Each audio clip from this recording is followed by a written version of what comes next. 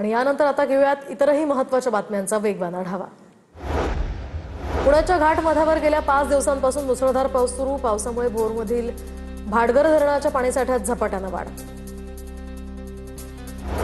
पुणे शहरातील 39 ठिकाणी पावसाळ्यात पाणी साचत असल्यामुळे स्थायी समितीकडून आता उपाययोजनांचे आदेश। संबंधित ठिकाणी अधिकारी नेमून जबाबदारी निश्चित करण्याच्याही सूचना। तळसगावच्या गौताळा अभयारण्यामध्ये केदारकुंड आणि धवलतीर्थ धबधबे प्रवाहित। डोंगरी नदीला पूर तर वलठाण धरणामध्ये पाण्याची आवक सुरू। पालघरच्या जांजरोळी धरणाची दुरुस्ती पूर्ण। तांत्रिक समितीकडून धरण सुरक्षित असल्याचा अहवाल। त्यामुळे स्थलांतरित 1000 नागरिकांना घरी परत पाठवण्यास जिल्हा प्रशासनाकडून सुरुवात। अमरावती जिल्ह्यातील पूर्णा मध्यम प्रकल्प विश्रोळी धरणाचे 2 दरवाजे उघडले।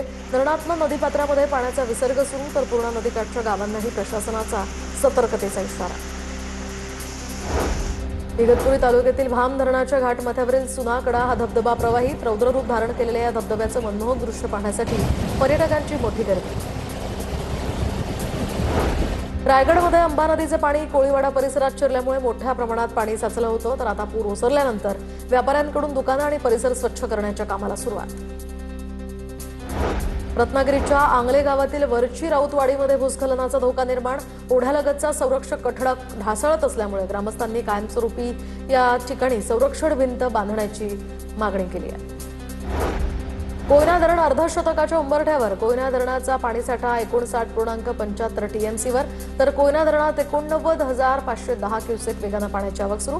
कोयनामध्ये सध्या 151 मिलीमीटर तर महाबळेश्वरमध्ये 132 मिलीमीटर पावसाची नोंद।